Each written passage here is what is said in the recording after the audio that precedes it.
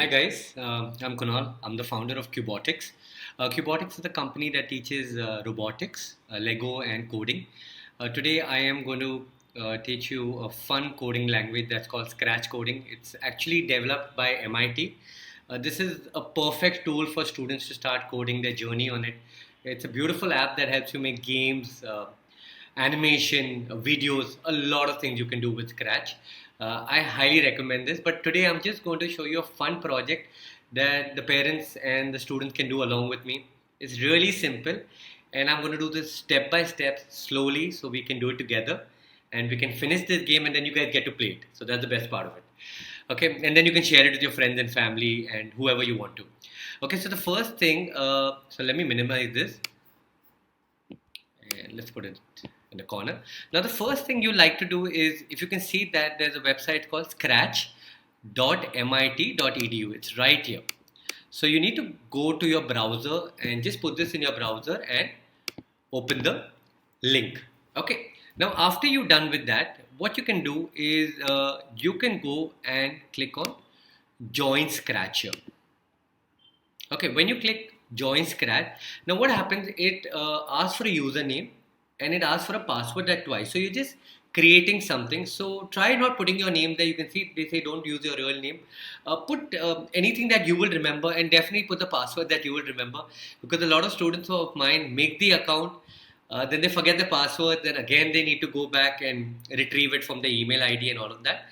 So once you do these steps, I'll give you a minute, because you need to create a username, create your password, then make your put in your email ID. It'll ask you a few basic questions. Once you do that, just sign up. Once you're done with that, I'll give you guys a minute. It's quite simple, because so just remember to click join Scratch and go and do that. Okay, now once you're done with the whole process, you have a username and you have your password. Just go on to the right hand side here and click sign in. Okay, you can see that I had my username put here and my password is here. Okay, it's obviously hidden.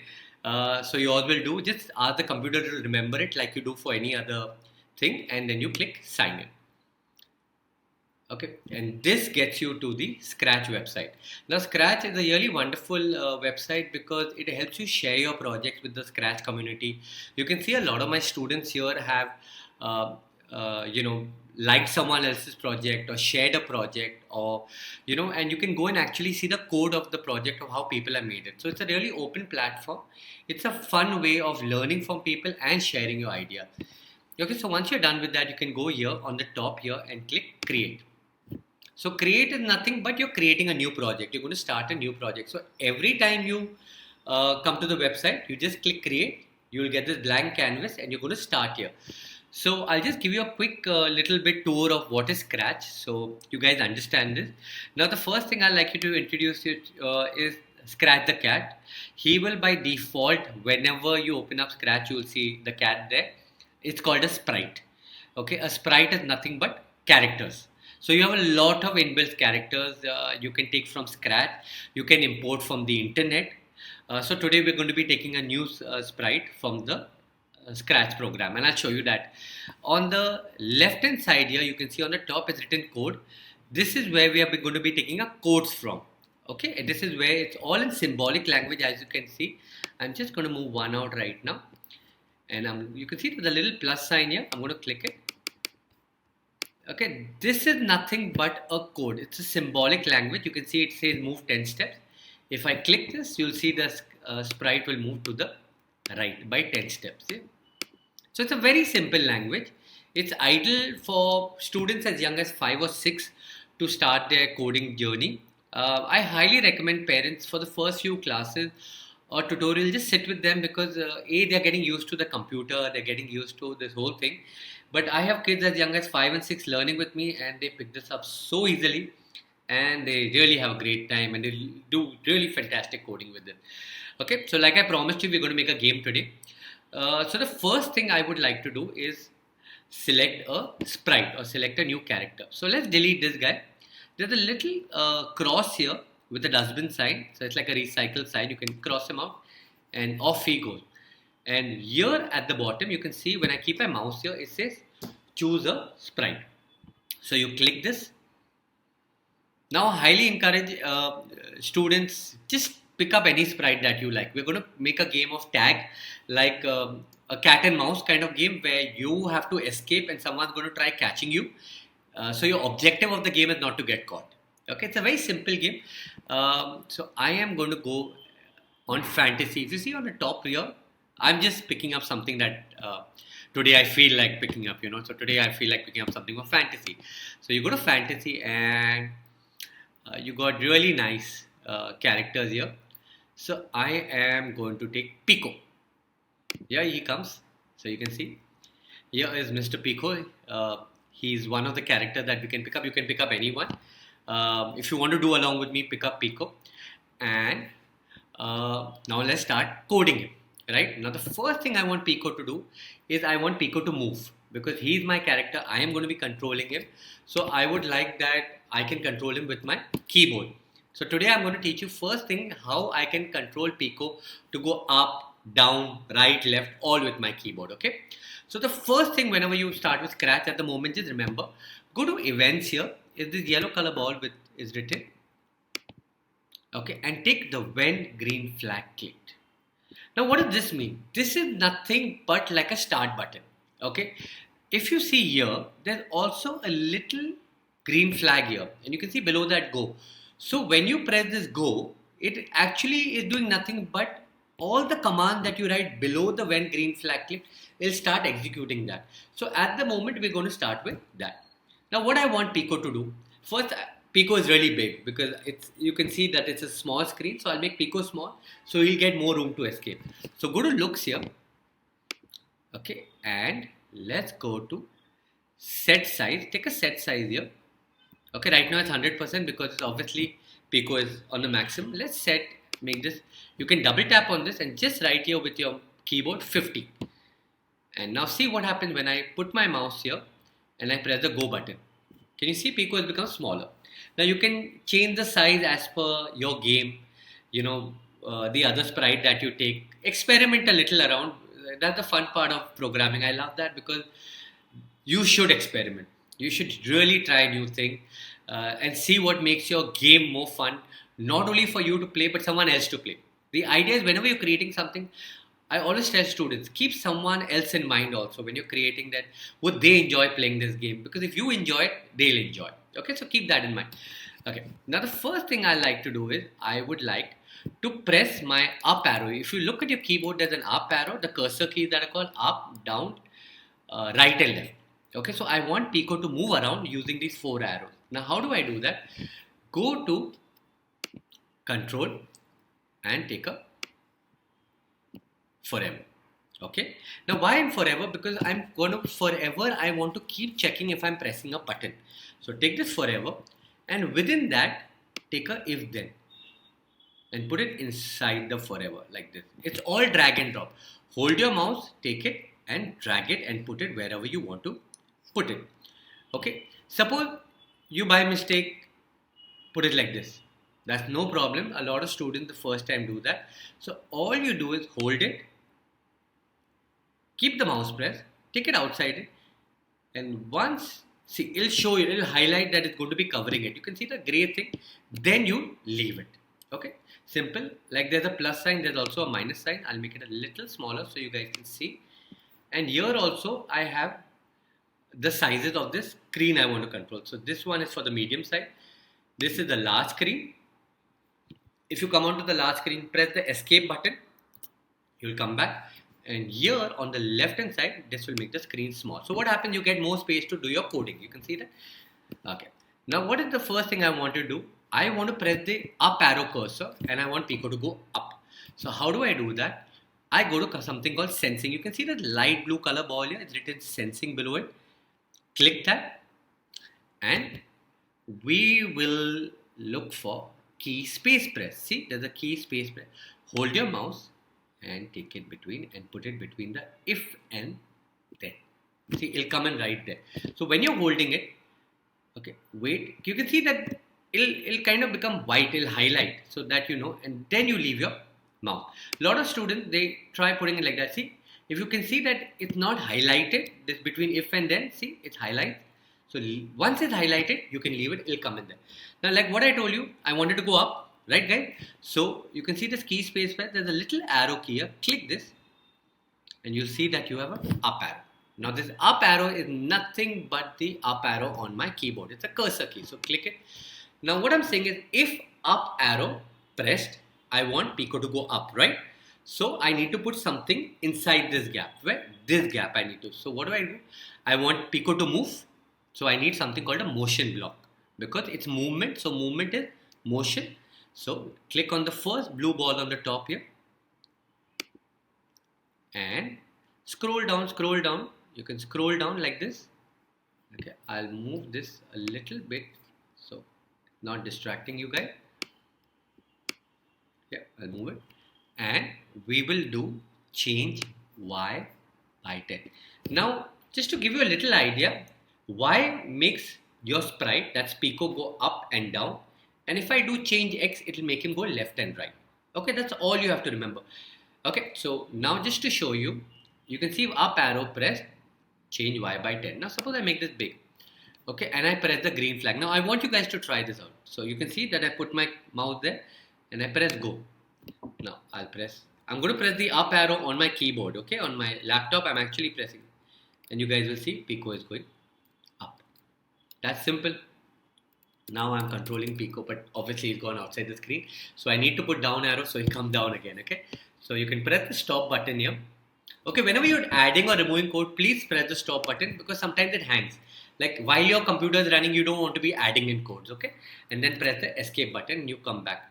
Now a very, very simple way of doing this is I want a down arrow. I'll give you a little easy hint.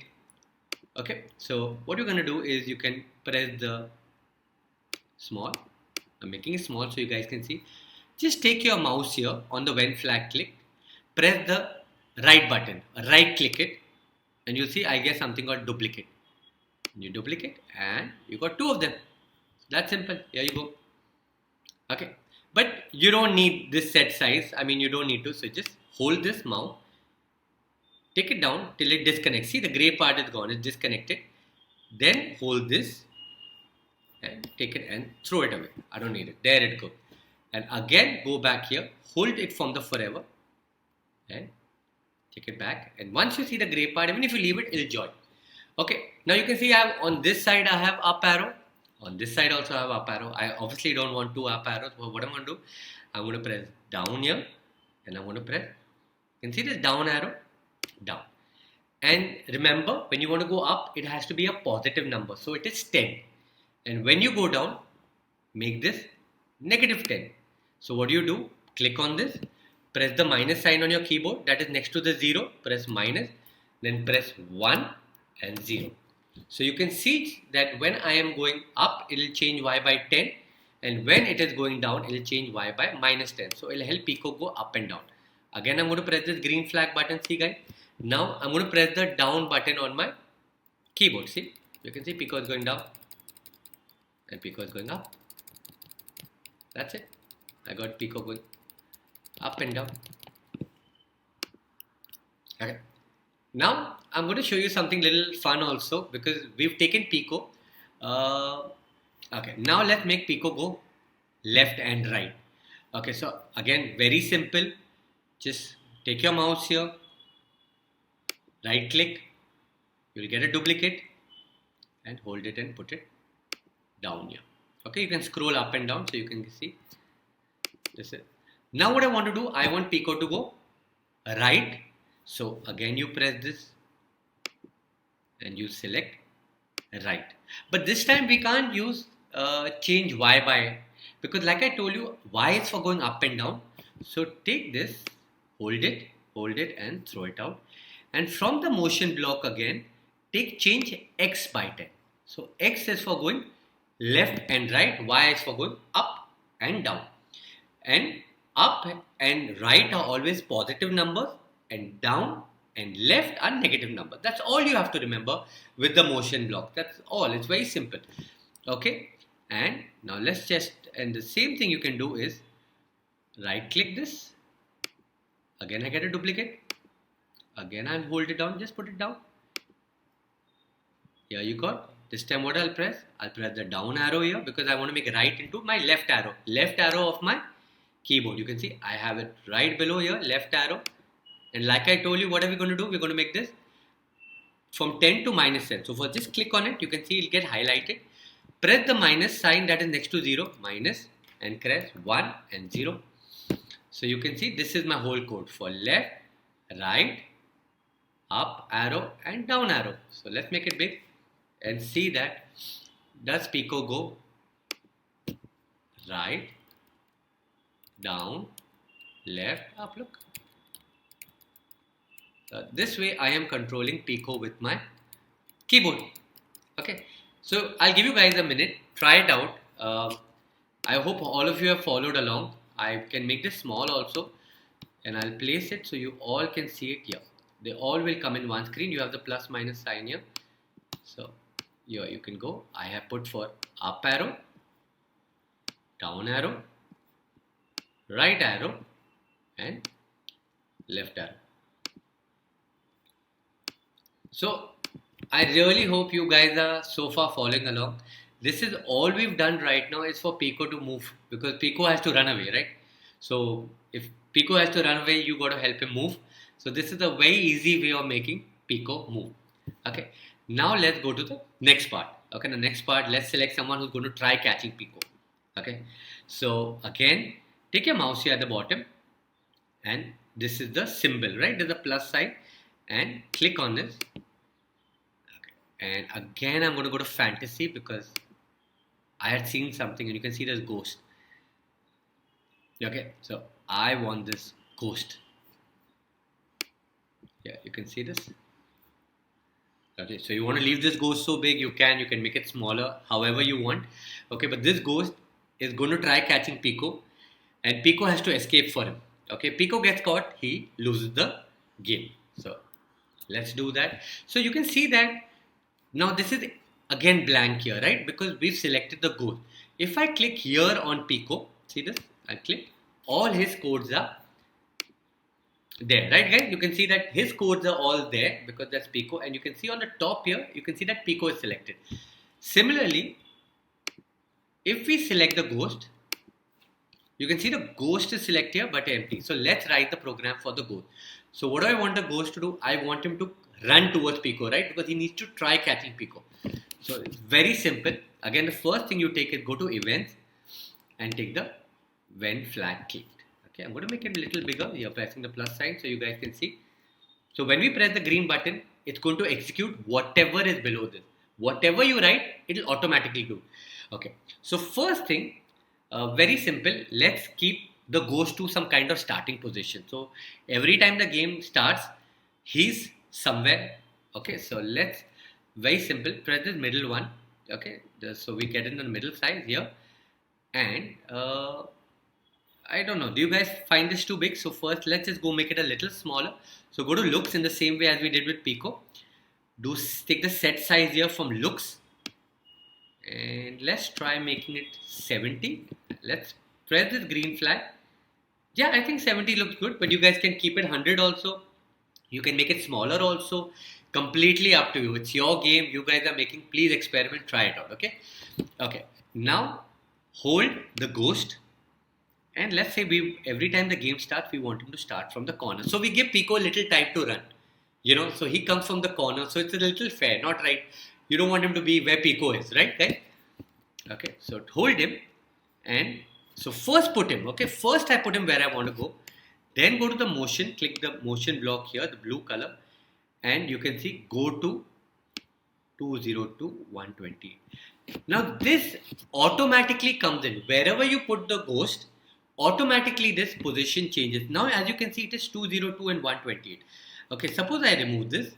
Let's say I want to take the ghost and I'm holding him and moving the ghost here. Okay.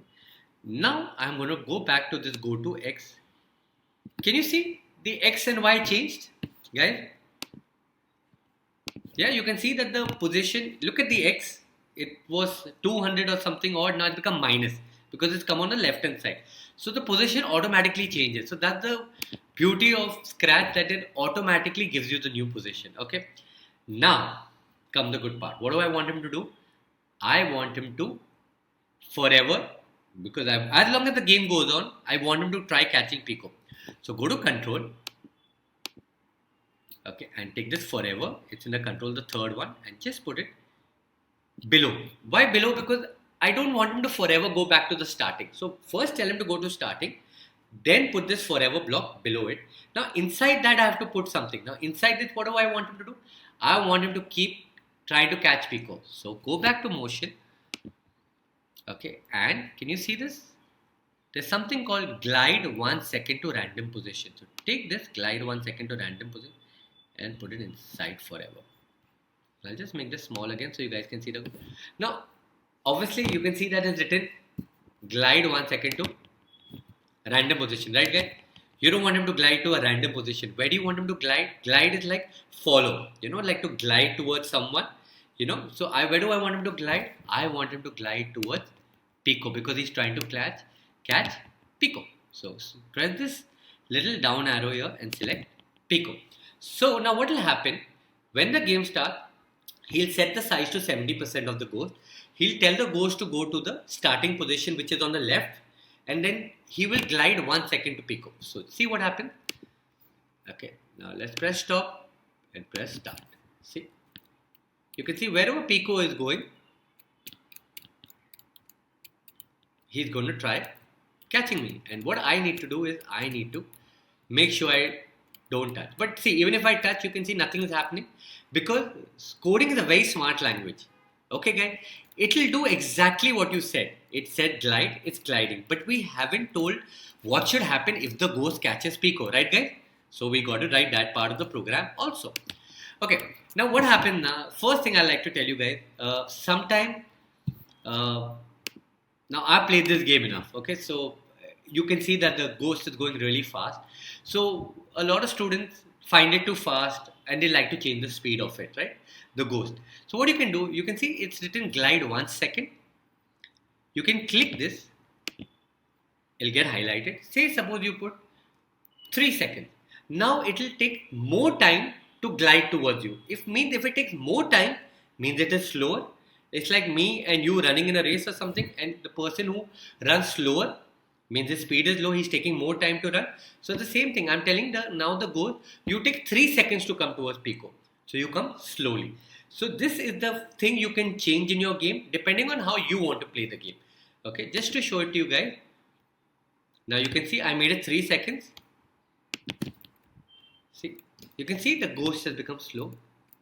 So that's the best part about coding. You can change the parameter as per your preferences. Okay, as per the students or the person's preferences, what they would like it. Once you become better, you can always go back and change this back to, you can make this 2, you can make this 1, you can make this 5, whatever you're comfortable with. I am comfortable with 1 because I played this game enough. So you can see that I can move fast enough. So yeah, once you play fast enough, you can also try making it 1 and see that, can I escape? Okay. Now what is the second thing I told you? I told you that if the ghost catches Pico, right? So then Pico loses the game. Okay. So how do we do that? The coding is a really nice language, guys, because it's very logical. If we think how we want to write the program, so you have to first think it and then write the program. So I think in my mind always, whenever I do programming, I try thinking it. Okay, and I would like you to also create this habit. Like, think about it. So what you want to do is, if the ghost touches Pico, then Pico is out and the game should stop, right? So if ghost touches Pico, game is over. So I'm going to show it to you how to do this very simply. Okay, so I'm yet in the ghost. I'm going to take another when green flag clicked. Okay, now take a control and take a if then. Okay, because what I said, if ghost touches Pico. So I needed a if, right? I took that. Now I need the touching Pico, right? If ghost touches Pico. So go to sensing here. Okay, and can you see this touching mouse pointer? Take it and put it between the if and then. Okay, so if touching, I don't want touching mouse pointer. What I said, if ghost touching Pico. So press this down arrow here and see Pico. So if ghost, why ghost already? Because we are typing this in the ghost, so it's already ghost. So if ghost touching Pico, I want the game to get over. So go to control because it will control my game and look down. There's something called stop all. Stop all means stop the game. See, think of it in your mind and you can write the program. Okay. Now let's see. Now you can see I'm yet running, but I'm going to tell you the game yet won't work. See, I touch. Can you guys see? And lot of the students always forget to do this. So I'm going to show it to you why the game doesn't work. And even I teach this so many times, students forget this one little step is always, guys, take a forever and put a forever outside it. Why this is important? Because it needs to forever check throughout the game that is the ghost touching Pico. So don't forget to put this forever and then try it out. Okay, that is right. Yeah, you can see. Okay, so now I'm running. Now let the ghost come and touch me. Okay, there, and you can see the game stopped. Okay, so let's also say something like when he catches you. So you can go to looks here.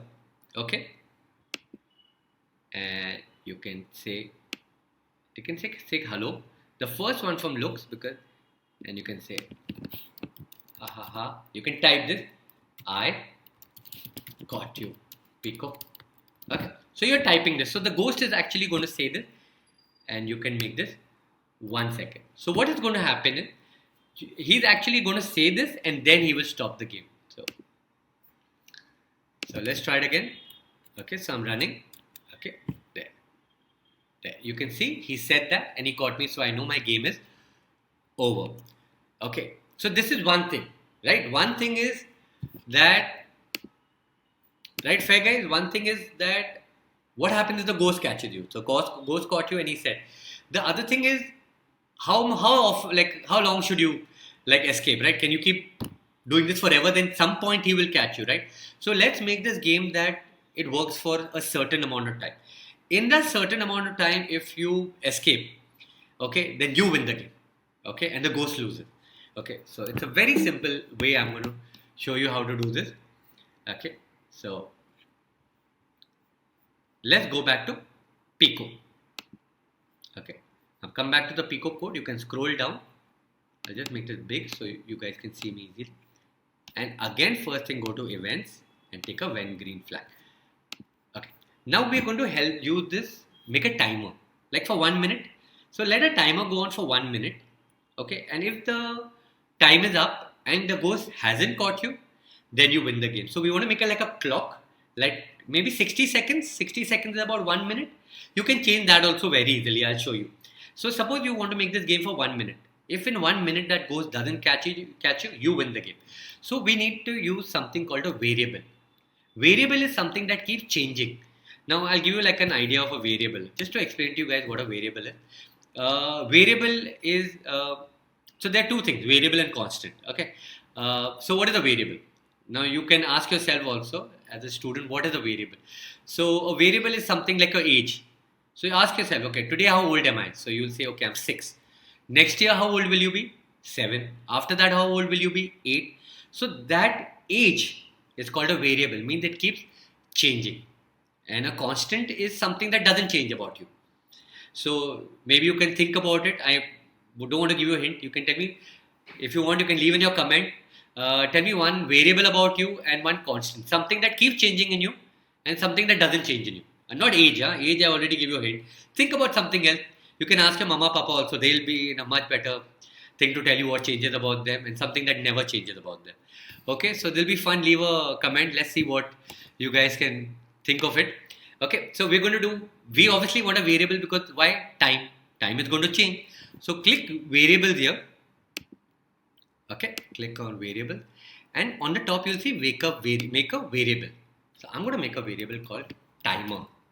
Timer means something like a clock. I'm going to make a new variable and call it timer. See, whenever you make it, see, automatically comes up here. Nothing, you just click, it automatically comes up here. Okay, so, and first I'm going to take this set my variable from here. press this down arrow because I made a variable called timer, see, and I'm going to set it for 60, right? We decided 60 seconds, so I'm going to set the timer for 60. Okay, so just to show you, when I click, can you see it's 60? But how should a timer work? From 60 it should become 59, 58, 57, right? Right now it's not happening because all we did is we set it to 60. Now we're going to change this. Every 1 second it should reduce by 1. So go to control, okay, and can you see this repeat 10 below wait? Take a repeat 10 and put 60. Okay, so I'm going to repeat 60, okay, and I'm going to wait 1 second. What I'm going to do is repeat 60 times. I'm going to wait 1 second, and from that 60, I'm going to minus 1. So go back to variables here, and you will see change my variable by 1. So take change my variable. Again press this down here, timer, and make this minus 1 because I want to make 60, 59, 58. So what is going to happen, guys, is that it'll set the timer to 60. Then every 1 second it'll minus 1.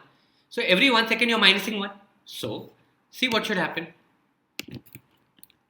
See the timer 59, 58, 57, 56. Look. So I have to last for a whole minute.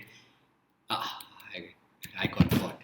Okay, so I got caught at. So you can challenge yourself, and after, suppose you finish this whole 60 seconds. After it finishes this, if this whole gets over, what you do is you go to looks, because that means it will come out of this. If it comes out of this, means you finish the 60 seconds. Then you can say, you can take one more, and you can put here, I escaped. Who escaped? Pico. And maybe if you want, make this 1 second, and you can hide Pico. So Pico hides, like he's gone, he'll disappear, and we'll go to control and put what? The game's over, a stop on. Okay, so this two I got from, where do I get these two from? The looks and stop on. Okay, so I'm not going to bore you guys and play the game for 60 seconds. It'll be too long. So when you're testing a game, when you make a game and you want to just see that does it work, very simple thing what you guys can do is, let's say that because I will set this for, let's say for 10 seconds. Okay, I'm just setting it for 10. I'll repeat this also for 10 because I'm just going to make the game for 10 seconds and see that what happens if I see 9, 8, because I'm just doing a test that does my game work. It's very important. I always tell my students, whenever you make a game, please check there. So you can see he disappeared. He's escaped. But now see, I'm playing and Pico is not there. Can you see? Pico is not there.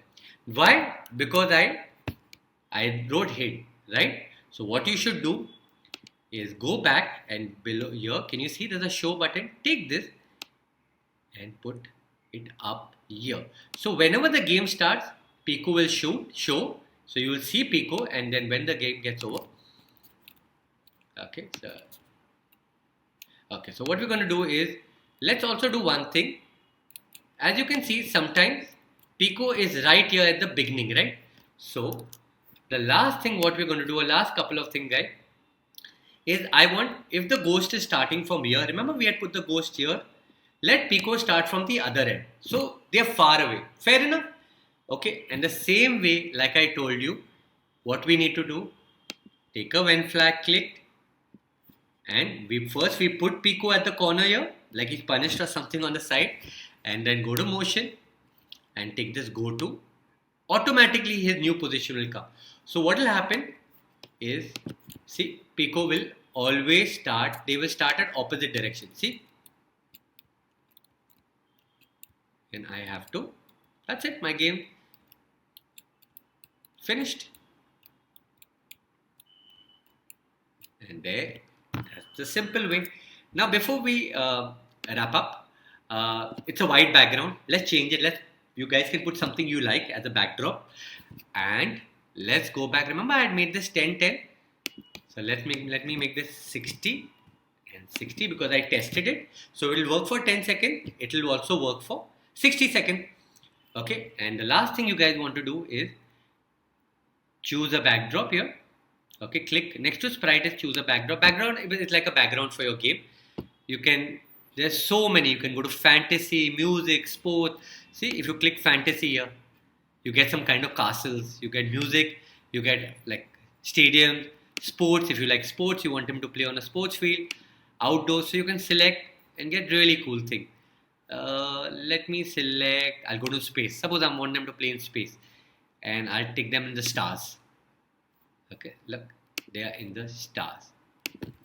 So and he caught me. So there.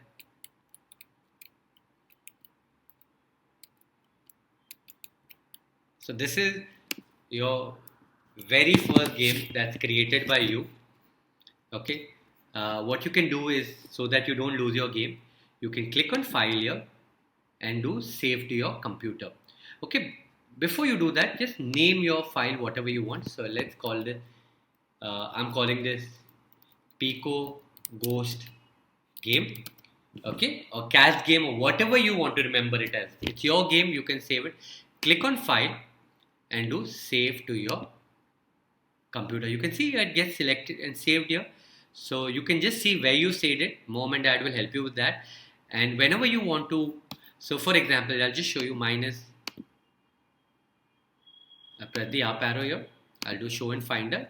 And you can see mine is in download. If I want, I can just right click on this and I will do copy. Okay, so I've copied it. I'll shut this. I'll minimize my this and I can paste it on my desktop. And yeah, can you see here, guys? My game is saved here on my desktop. You can go back to Google Chrome. Suppose, and you want to load this game again. So you click file. This is the way you open the game. Go load to your computer, load from your computer and select this and do open and do OK. See, and the game. So when you want to save it, go save to your computer. When you want to open it, go load to your computer. So this is the Pico Ghost game. I really hope you guys enjoyed making this game. If you have any queries, any comments, just leave it. I'll also probably put my website or something. If you guys want to connect to me to make more projects, I'll try every week or 2 weeks try making one more project, simple projects for the students to do. Leave me at least a comment and let me know how you liked it.